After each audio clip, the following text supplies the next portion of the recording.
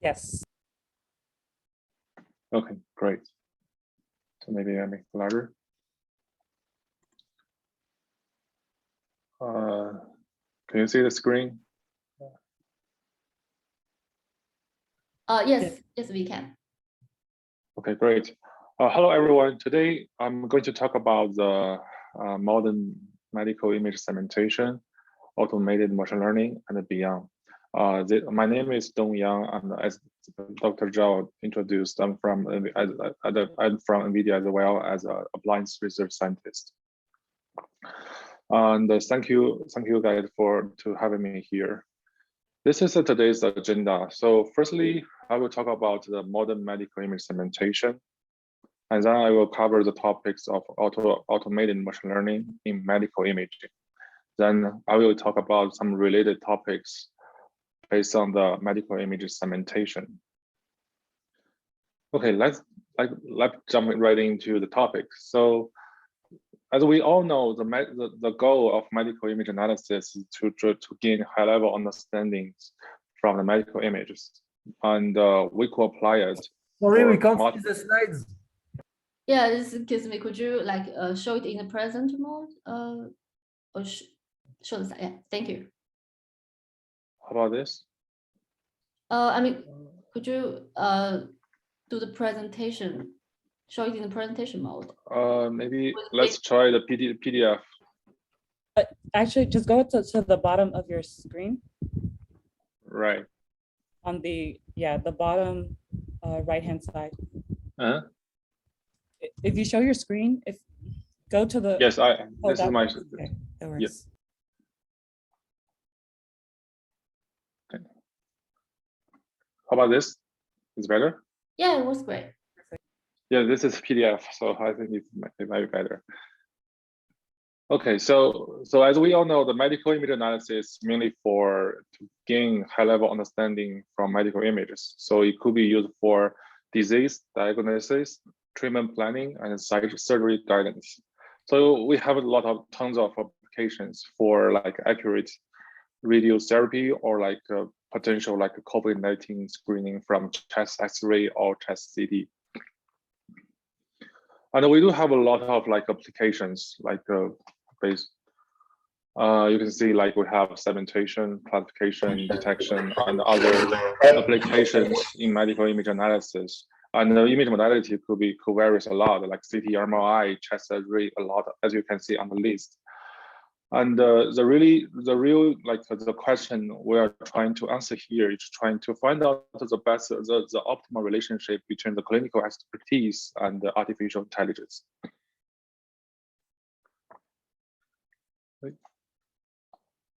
Okay, this is I make a summarization of the MICCAI 2021. I put all the titles into this statistics, and the font size indicate the frequency of this word appearance in these titles. So it turns out once you summarize all the information together, these three words stands out specifically. Firstly, segmentation.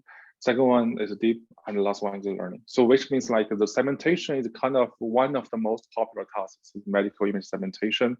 And the people tend to use a lot of deep learning based approach nowadays to resolve different various applications in the medical image analysis. So that's also one of our motivation to dive into the segmentation application specifically. So to be more specific, for example, the 3D medical image segmentation is given 3D volumes like CT, MRI as input. We're trying to parse the 3D structures of organs, tumors, or bones. As you can see from the following 4 figures, we are trying, the example shows the segmentation of the left atrium, the right atrium, and the segmentation of liver and the liver tumor. Here are some nice rendering results. And now I will talk about a little bit, talk about the history of the modern medical image segmentation. So segmentation in terms of formulation, there's several. There's mainly I summarize as a 2 parts. Firstly, a segmentation. Basically, we're trying to predict the segmentation mask. So mask basically show you the inside the mask is a region of interest you want to segment, and outside the mask is like a background you want to that's not your interest. So first work is like a really like a long-term goal is like a graph cut. So basically the graph cut formulates this like using the image structure forming a grid, then use a grid to do some like max flow min cut optimization, and find a segmentation from the 2D or 3D medical images. And next one is a random worker. Similarly as a graph cut, and people are using like a grid, like naturally from this 2D image or 3D images, and use some like priors like background or foreground as this like scribbles. Then based on this, the algorithm will figure out the probability of each pixel to be foreground or background, like automatically, like smartly, then do the segmentation task. And the next one is deep learning. So nowadays, deep learning is heavily relying on this kind of formulation to segment the mask from the image directly. I will talk more about this in following slides. So the second framework here is like trying to segment the contour surface of the region of interest from the images. So first, like famous work is like SNAKE, is an active contour model. So you form some like energy formulation and use a gradient descent to really to minimize the energy. For example, here from the figure you can see if like a initial point is here with the initial curves. So once you start to minimize the energy, the curve start to fit into the boundary of this pier. Here you can see then once like the energy becomes like a global minimum, then segmentation is kind of achieved. And now, and secondly, is similar as the SNAKE, is people are using the deformed model. So for this work, and people propose another kind of like additional energy constraint based on the gradient vector flow. So still like using the active shape or active contour models, and people can get a better segmentation using this like DVF. And also other researchers trying to apply some like physical modeling here, and trying to help to make a better segmentation inside of medical image domain. And the next one is level set again. So it's also like very similar like formulation, still like a minimize using a optimization formulation to minimize the zero level and of this function, and trying to this zero level actually indicate the boundary or surface of region of interest. And next one I'll talk about this in marginal space learning. So it's kind of like an innovative way to do medical image segmentation, and especially in 3D, like during that time, like 2008 or 2006. So this is kind of quite powerful tool. Like people, like the researchers from Siemens, like they are created this algorithm. They have three like estimators to estimate position, orientation, and translate similarity translation. So based on this three estimators or detectors, it can detect region of interest first. Then using some non-rigid deformations and form the shape prior towards the targeted locations and achieve a very nice segmentation. Here you can see there's like a 4-chamber hard segmentation from 3D CT. So nowadays, with great advance of hardware and also like algorithm, so deep learning become more and more popular in almost all possible applications in medical image analysis, but also like computer vision. So one big reason is it has greatly improved performance. For deep learning in segmentation, there's a few work I want to mention here. The first one is like the fully convolutional network, the FCN. So this is kind of like the starting of this segmentation network since like 2015. So you can see, as I said, it's a formulation is a pixel-wise prediction or pixel-wise classification. So for you have the input and you have the like output is like a one-to-one mapping. But for output pixel for each location, you predict like a probability for different classes. Then you choose the one with the highest probabilities and become the class label. Then that's very standard like a formulation nowadays for image segmentation. And the next one is like really introduce the 3D convolution and also like this deep supervision concept into the field in 2016. So the work is kind of, now if you see now, it's kind of a similar like a U shape or symmetric shape, but the really success like of this work is like you can train a really good solid segment, like a liver segmentation model with using only 20 training data. So that's kind of a success in a small 3D data set. Next work is kind of popular is like the U-shape or U-net invented by 2015. So it kind of symmetric design of encoder decoder with a skip connection between them and achieve very good decent performance of the segmentation in both 2D and 3D medical image segmentation. Beyond that, like recently, this work kind of popular in like several segmentation applications called UNet. So it basically combine the various like 2D, 3D UNet and and make an ensemble from all the predictions with very good performance. So you can't. So I think it was like a state of art for many applications, like back in 1 or 2 years ago. Okay. So to summarize the deep learning framework nowadays, as I show, like it's like kind of image to image mapping. You do this like segmentation based formulation. Now you have like an image like CT, MRI, like pathology, then you predict the labels on each pixel or each voxel. Then normally we do the data pre-processing and data augmentation for training. Then we select the model we like, the UNet, VNet, and also like Segmentation and others. Then based on this pre-processing and the model, then we choose our like hyperparameters for gradient descent. I see like what will be the learning rate and what will be the optimizer and the VDK, etc.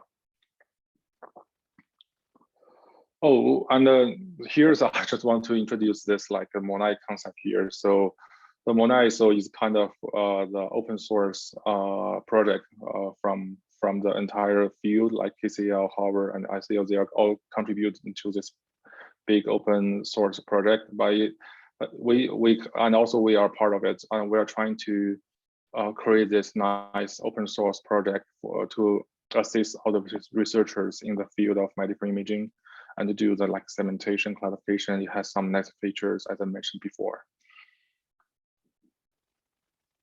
Okay, so based on so now we have the study like a foundation of segmentation we're using deep learning in medical imaging. So now I want to talk about AutoML machine, like automated machine learning here. So the automated machine learning in medical imaging mainly like 3 parts, like you do the hyperparameter optimization. So there's tons of hyperparameters like batch size, pair size, learning rate, VDK, as all those parameters you need to tune. Secondly, data augmentation, data pre-processing, augmentation, post-processing. So how you're gonna do the image normalization. So for example, like in UNet, like CT, MRI, they have different treatment as a pre-processing. And also for the augmentation, because there's a randomness there. You need to control the probabilities of each transform and also other parameters you need to like carefully design. And then the last one is not the least, but it's kind of important topic here is neural architecture search is NAS. We're trying to find the efficient and effective neural network architecture for like 3D or high resolution medical images. So from our team, like what do we have done in AutoML so far? So we have been working on this topic for a couple of years. So firstly, we introduced this concept called VNAS. Like it's kind of first work ever in using neural architecture search for like 3D medical image segmentation. So the concept is using the differentiable architecture search. Basically, we are trying to, this is like all the potential connections between different nodes. The nodes, you can consider them as a feature maps. And during the searching, we are trying, there's a weight along with each possible connection here. So during the searching, we are trying to not only optimize the model weights, but also optimize the path weights. So once the pathways is optimized, after like searching, we can binarize them and extract the final architecture from this, like all the candidates. That's the ultimate algorithm here. So here we're using like the U-shaped structure and the search for the operations at different level or different positions.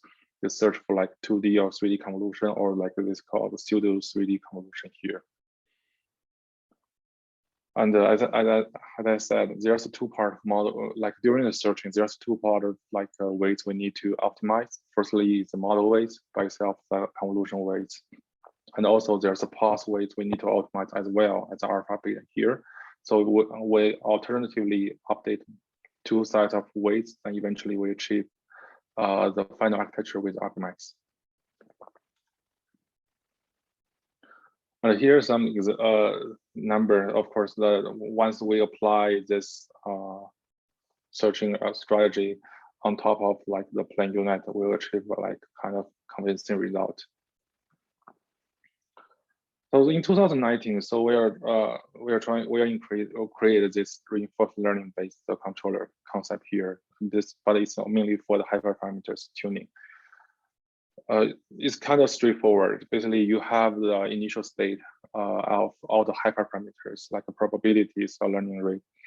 Then you train the agent, the RN agent, the controller agent. So each time the agent takes the state, like state, which means like all the current parameter combinations, and take the actions. The action will give you the new set of parameter combination. Then iteratively, you will give you better like hyperparameters for model training. And the reward for this reinforcement agent is validation accuracy here. And again, so we apply this based on the some like baseline using the similar framework, but just like different hyperparameters. Eventually, we'll achieve the better performance comparing to the baseline. And in 2020, so okay, so now we think maybe we can think something more beyond the U-shaped network in terms of neural architecture search. So we created this method called the C2F-NAS. C2F-NAS is like the course to find neural architecture search, but mainly this is like the two part we want to searching for. This one part is like the global architecture. So we want to see is there possible we can find some like architecture is asymmetric but with good performance. And also the operation also want to optimize. So we want to see whether this convolution is the best, or we want to 2D is the best, 3D is the best, or like a P3D is the best. So that's all the combination we want to look for. And there's two stages. As you can see from the figure, we have the grid as a searching space. The searching space, that means like it contains tons of the possibility of the network connections. The U-shaped UNet is also could be part of it, just like as a U in this grid like space here. So we use the evolution algorithm here to search like for the best network here, and then we define this like in the core stage search. We're trying to define the course global structure of the model here. And in the fine stage, so we're using this like a single pass or one-shot NAS to determine the operation like 2D, 3D convolution at each node in this like a global within this global structure. And we evaluate our algorithm searching model on this like large scale medical image segmentation challenge or data set. It's available online nowadays, still available. Public leaderboard still is active right now. It contains 10 different segmentation tasks, including both CT and MRI, and also organ and tumors. So during that year, 2020, so the C2F NAS was state of art for that challenge, and we kind of like outperform all the like participants, including NUNet and other entries. Okay, in 2021, so we introduced this things concept. It's a kind of a newer state of art of the data set in 2021. The question we are trying to answer here. So, okay, so in C2F NAS, you can see where can search for the single path network within this grid-based searching space.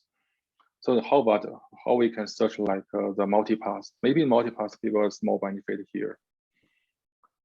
So we are introduced this algorithm. It can do the flexible multipath search, and we introduce some topology guaranteed discretization algorithm. And also we have the nice feature of it. It's like we're trying to add this memory budget constraint into loss function. So once you tune this like parameters like the sigma here, then the outcome, the search model will with different more or less memory consumption that you can control. So you can see based on this different sigmas, this is like the number here is the GPU memory consumption. So basically you can see it with different numbers of the control parameters here. You can see the network from the searching algorithm, searching process will be difficult. Oh, will be different. Okay, so in that year, like 2021 is like the first entry of the medical images decathlon challenge. So it kind of outperformed C2F NAS in almost all tasks. And another benefit of this approach is kind of like using like less than 200 GPU hours, and comparing to C2F NAS, which is using 8,000 GPU hours to do the searching, it's kind of like a big step, like moving forward. And now we open source this like a things algorithm on the based on the inside of Monet repository. So if you're interested, feel free to try it for your application. You can use for both 2D and 3D segmentation tasks. Okay, so this is like four like milestones we achieved like over the last 4 years. So what's more work based on these studies?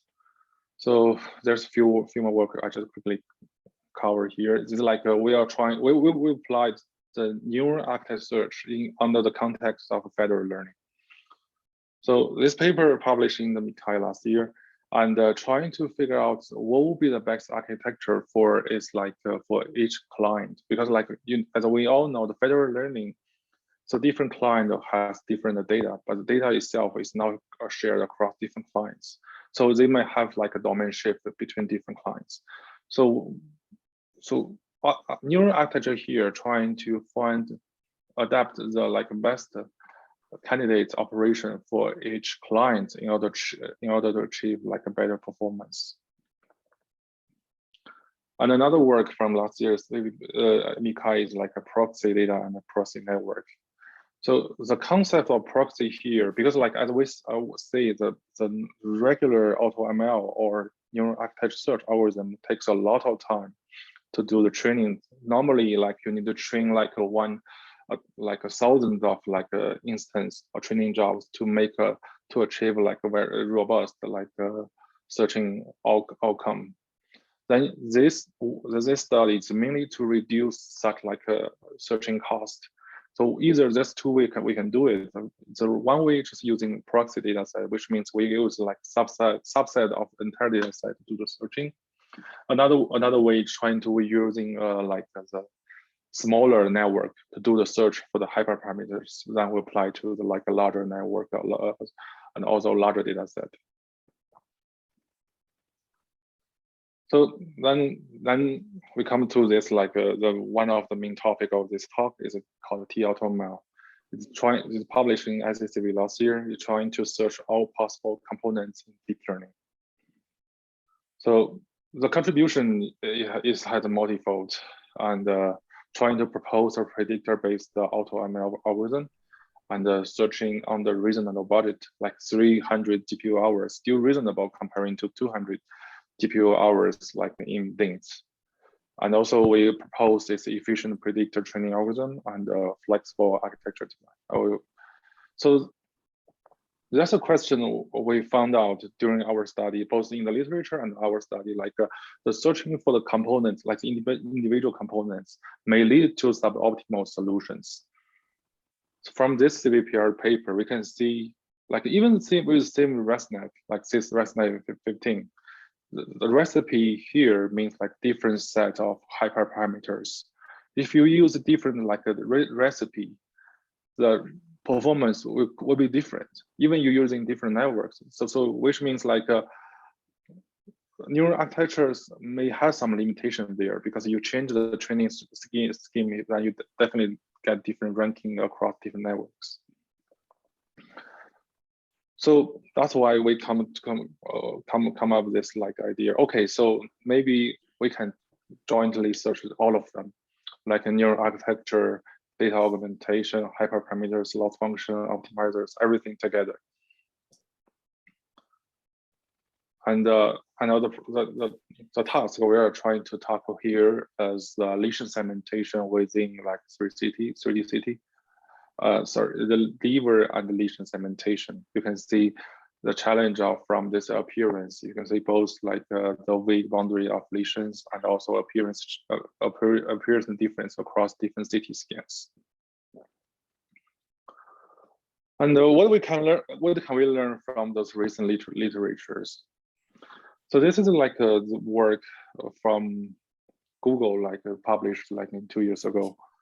For they call SpyNet. The SpyNet is really trying to find this like arbitrary connection between blocks for object detection task. It kind of give us like, okay, so maybe this kind of design, like symmetric design, kind of meet the intuition, is simple, it's nice, but maybe we can do this arbitrary connection, which gives us like more benefit. And another work is called Hypersoft. This is from Microsoft. It's also same year CVPR from Microsoft. So the idea behind this is like trying to use this like hyperparameter as part of input, and together jointly training with data and the data set, and using this information predict the performance of each hyperparameter configuration or recipe. So based on the predicted performance, then you can choose the which configuration you are going to use. But the nice thing for this predictor concept is like you can apply it for the unseen data set. Then you directly can rank these recipes and choose the one you like, the model like best to do the downstream task. And another work on the next one, as previously architecture and hyperparameters, and this work, okay, really start to rank all the components together. So what it did, like it kind of like a combined architecture and label and dataset ID, kind of just ID and hyperparameter into this fully connected layers to predict the performance of the model. Then using this predictor, then you can predict use them can do the ranking here. And the next one, the next very interesting work is published like Neurips 2 years ago. It's like kind of doing this comparison. So they still do the neural architecture search, but instead of doing like predictor, they're trying to use it to network as an input, use is kind of like a Siamese structure, and as input here and predict which one is better. But this is mainly for neural architecture search. So with all those like advanced in the field, but how are we going to apply it to the 3D medical image segmentation context here? So what to optimize?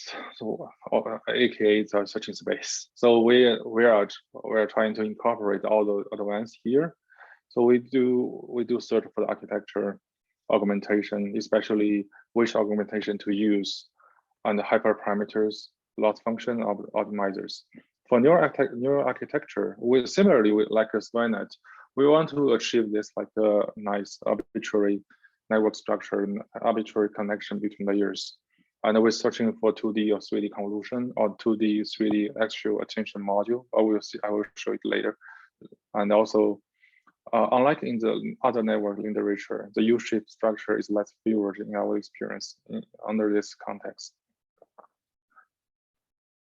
Okay, so here's like the actual attention network, module. So basically, as we as we all know, so computing the attention within the entire image domain could be like very expensive. So especially for 2D or 3D images. So the researchers are trying to increase this like one-dimensional self-attention along each axis to reduce the burden of the computation. So here in their original work, they are trying to compute attention in X and Y axis separately. But in our context, we add additional like axis as a Z axis because we are dealing with a 3D medical image. So that's kind of like an actual attention module we use in our framework. And what to predict? There are two things we can predict. First thing is the accuracy, and the second thing is the relationship. As I said, relationship just like to compare which configuration is better, which one is greater, which is less. So we do this input and augmentation, loss function, optimizer, hyperparameters, all of them encoded as a very long vector. So for each part, we predefine like a larger search space as a like vector. For example, for architecture, we are trying to make a like one hot encode vector for it's like a binary encode for architecture as an input. Similarly for augmentation and for the hyperparameters, it could be floating numbers here. And then we need to train this kind of predictors. So we really need a lot of ground truth to do that. So let's see if we have an training job, give us like 20 different validation accuracies. So if we train the accuracy predictor, then we can have its own n data points ground truth. But if we train the relationship like a comparison predictors, actually we have much more ground truth like in a higher order. So which means like the model with like kind of relationship like predictor kind of will be more robust given the limit ground truth data points. So we use this like a relationship kind of based the predictor, and once the predictor is trained, we do the sorting here with sample n configurations. We can use the standard sorting algorithm to rank different configurations and pick top M configuration and retrain and fine tune them. Then after fine tuning or retraining, then you choose the one with the highest validation accuracy as a final model and a final checkpoint. So this is like a network we searched from using this algorithm. So we compare with other like established networks, SegNet and the 3D UNet++. They all kind of like symmetric design, will kind of meet a human intuition. But this network from our model is kind of, you see, it's really hard for human to come up with this kind of architecture to do segmentation, but it works really well. So we are tested on this like a public challenge called the LEADS, Liver and Tumor Segmentation Challenge. So it's public, it has been public since 2017 with more than 3,000 entries here. And on the left-hand side, we made entries to the public challenge. They still have our entry there. So our entries kind of like outperformed all the published work in the past. with a higher like lesion or liver like segmentation in terms of a higher accuracy in terms of the DICE score here. And also, so we searched from the data set. And then also we transfer our search network in another data set called like MSD lung tumor segmentation. Lung tumor segmentation in MSD is a really small data set. It has only like 40 data points. So we just retrained the search architecture on this data set. Still, we reach a very good performance on the number also still from that like a test leaderboard. It's kind of like encouraging for us. And also we show this like comparison between the accuracy predictor and the relationship predictor, and also we introduced this like a transformer-based predictor. So since we are dealing with the one-dimensional vector as the input, so we can use the transformer to do the predictor as well. So comparing the correlation between ground truth rank and the predictor rank, we can see this kind of relation based, not only plain relationship between space the predictor or the transformer based relationship predictor. We all got like quite a reasonable correlation between the ground truth and prediction.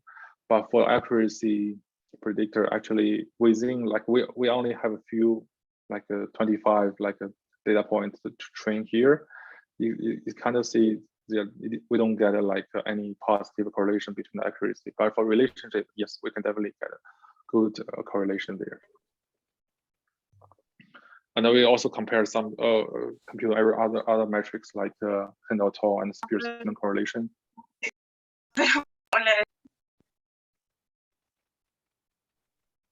Sorry, anything? Any question? Okay. Then next we compare the model. The first model actually has like a smaller model size comparing to the standard UNet or UNet++ or C2-VNAS. Here are some like segmentation result. Like first row, it shows segmentation result for the liver and the tumor segmentation in 3D CT, and the second row shows the segmentation of the lung tumors from chest CTs. And yeah, the one major contribution of this work is kind of like this predictor-based AutoML algorithm is able to cover all the possible components, and we are searching under like a reasonable budget, comparing to things only search for the architecture. So what's beyond AutoML? So because like we think like medical image segmentation is kind of important topic in the field. We are trying to review the problem in different perspectives. For example, this work that recently accepted at CVPR 2020. So we are trying to incorporate the popular transformer-based modules or like established like a swing transformer here and incorporate into this like a U-shaped structure, make it like a more powerful segmentation network for segmentation task. So and also we enable the pre-training training for this model. We pre-train this on the model on the largely available CT image without any label. Then we fine-tune on a downstream task which can achieve state-of-the-art performance on MSD and another challenger called BTCV. So both are like still the #1 nowadays on the leaderboard. And the swing UNet are kind of use 3D shaped window for self-attention computation. And the formulation is like trying to do this like a patch-based encoding, put it into the swing transformer encoder, then for the downstream task or like for the like a pre-training. Here's some like a detail for architecture. You can see the kind of we incorporate into the encoder part, and for the decoder part, we use a regular convolution to achieve the final segmentation result. And this is the work trying to see whether we can do the active learning with medical image segmentation. So basically, we want to for in the real context, if doctor or radiologist want to do annotation, they want to, in order to reduce the effort. So in order to reduce the effort, we want to like try to train a model to tell doctor which data to pick, which data to annotate first. Then using the pre-trained model that can do the like the initial prediction, and doctor can easily make changes on the initial prediction and speed up the annotation process. And this one is we're trying to apply this semi-supervised learning under the context of federal learning, trying to do the correlation segmentation.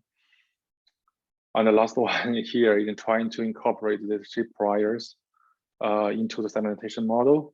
Here the interesting work is like trying to have an initial mesh here. We got like features from this like a segmentation network from this unit. Then we do the iterative refinement of the initial mesh like a ball here. And from the mesh, eventually we reach the shape of lever. Then you become this really interesting work. And combining both mask-based segmentation and also surface-based segmentation, we can further improve the performance here. Okay, so now I will make a summary. It's a lot of contents. So I think it's still like a deep learning really powerful solution for segmentation in medical image analysis, but still is a lot of challenges because like we see various pathology, tissue, bones, organs all the time. And the annotation for the training data is kind of limited because like, especially for the high quality annotation, it's really hard to get. And sometimes you will see the noise labels because it's kind of common, the disagreement happens between different doctors or radiologists. So somehow we need to handle that situation as well. And also insufficient intelligence. I would say like, even with the most advanced algorithm for segmentation, we still can see the gaps between doctor's annotation and model predictions. There's something the model cannot really think like a doctor. So we need to, that's the room for like, definitely that's the room for improvement. And a potential research direction could be used like, because we have a large available unlabeled data on the internet. So it's better, one promising direction will be self-supervised learning by pre-training with large unlabeled data, and also model interpretation. So we want to train the model, and also model will also tell you why they make such like a prediction. And for AutoML, we have some like just our grand vision, I would say. There are mainly like two visions here. I think it's by explanation. So just trying to explain what are the critical components in the optimal solutions and discovery. So we are trying to find what could be the new things that people didn't know before. That's kind of our grand vision in terms of AutoML here. Okay, thank you. Any questions? That will be all the contents. Yeah, thank you, Dong. And it's time for questions. If you have any question, you could either like unmute yourself, or you can type on the chat box.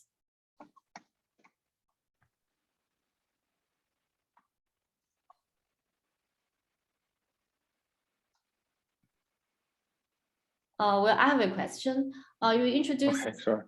You introduced several neural architecture search algorithms, and we Yeah. know that those NARS algorithms are also existing in computer vision. So, what do you think? Is there any like unique challenge for NARS in medical imaging?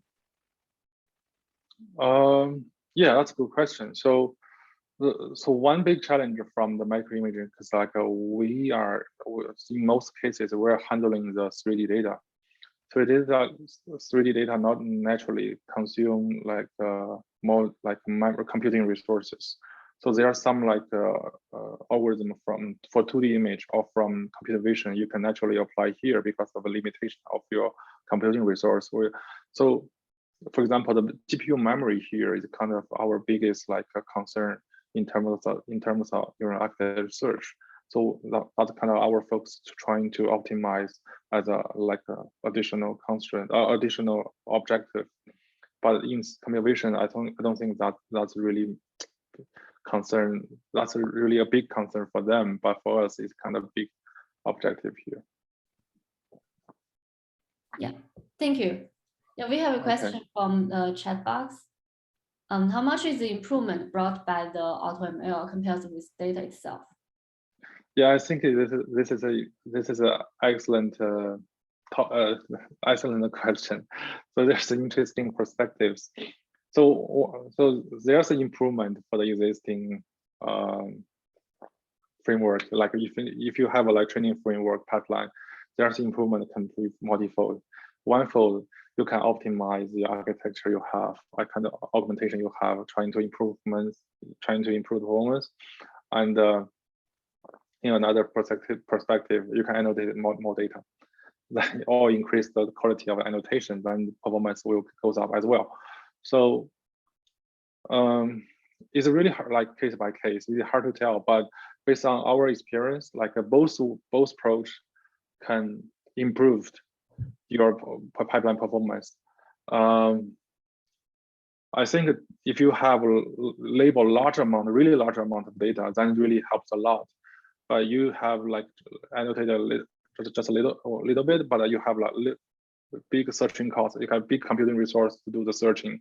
Then definitely the part from AutoML will be much larger than the data part. So it's kind of like depends on like what resource you have, like either like a data resource or computer resource you have.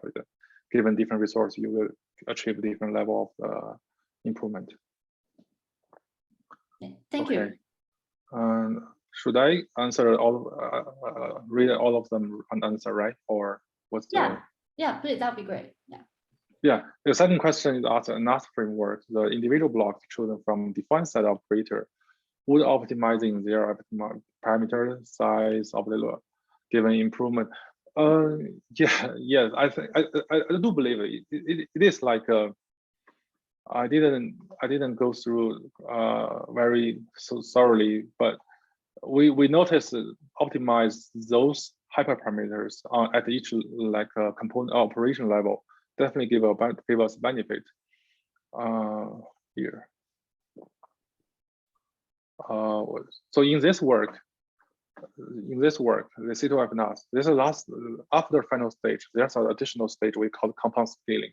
Compound scaling, just like giving your searched architecture, trying to figure out what's the best combination of this like a kernel size or number of channels, and also like a stride of all those parameters here, trying to figure out those like micro parameters here to achieve the better performance. Yes, that's definitely gonna help.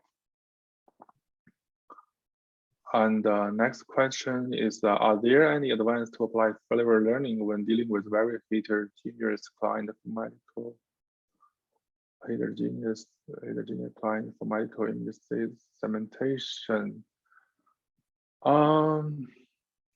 So by heterogeneous clients, you mean like there's a significant domain difference between different clients. So one way, just in my mind, because I tried in my work, so normally you can share only part of model. Like for example, you can use a common encoder and keep some part of the rest of the model as like unshared across different clients, and the decoder part would naturally like do the domain adaptation for you. Okay. Next section, do you consider self-supervised learning as some kind of unsupervised learning, or is more like semi-supervised learning? Which is learning method more promise for medical imaging application? This is another excellent question. So I would say that unsupervised learning is kind of a big concept. So self-supervised learning is one of it, and the semi-supervised learning is a part of it. So self-supervised learning is a very hard trend nowadays, not only in medical imaging, but also in computer vision. They are quite popular. People are trying to push this like the boundary of the self-supervised learning, especially for the contrastive learning, if you heard of the term. And also recently, I think from Facebook last year, they published a paper about the masked autoencoder to do the self-supervised learning, and you can, as they claim, it can benefit the downstream tasks. And also there's the work last year from Siemens. They're pre-trained their model on the 2 billion of the medical images, because those 2 billion including both 2D and 3D images. And in their downstream task is the classification and the object detection. They show the clear advantage of using this model weight from the self-supervised learning. And for semi-supervised learning, it's kind of is another perspective to improve performance, because semi-supervised learning is still using the most popular one is like a noisy student from Google. So you're still using the supervised task as a loss function objective, and I think they achieved a very good performance as well.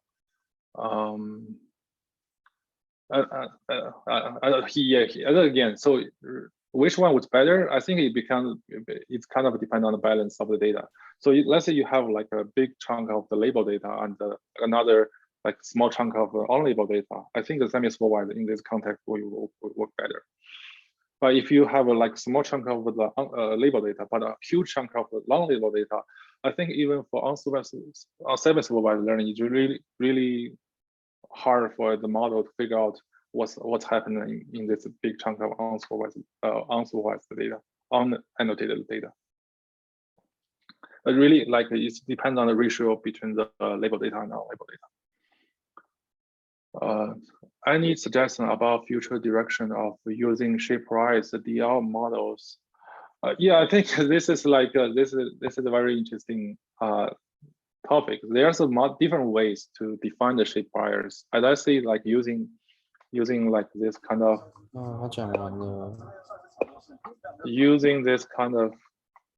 mesh or surface, you can define the shape. You can define the like mean shape of the object you want. But I saw other publication. I myself have publication, so you can use like a binary mask as a shape prior and use an encoder to extract the features from those like priors from this like binary mask as a prior to help you for the segmentation. I think the future will be, it could be a combination of both, or I think the question is answered. So how to find the right space or good, like the good space for the priors. Okay. What is the email that you have sent in the morning? Low dimension. What is the email is about? Okay. Next one is how can you check why architecture is not working in fair learning since you cannot see segmentation mask overlay on image? Okay, so for architecture, so for our paper, we are doing a synthetic experiment, which means we have different machines, but machine still ours, so we can collect results there. But in real scenario, in real practice, the client can compute the validation or text accuracy on their end, and they can give you a number. The basic number is kind of a very important indicator to show like whether the model itself is working or not. Is there any problem? That's like a very limited information you have, but at least it's an indicator to show whether architecture is working or not.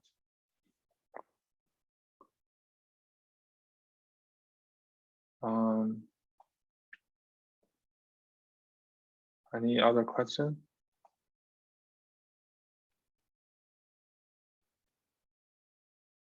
Yeah, and we are just about the time.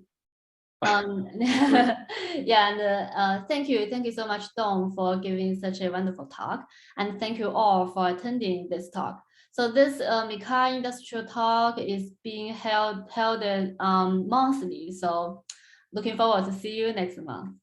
Thank you. Thank you very much.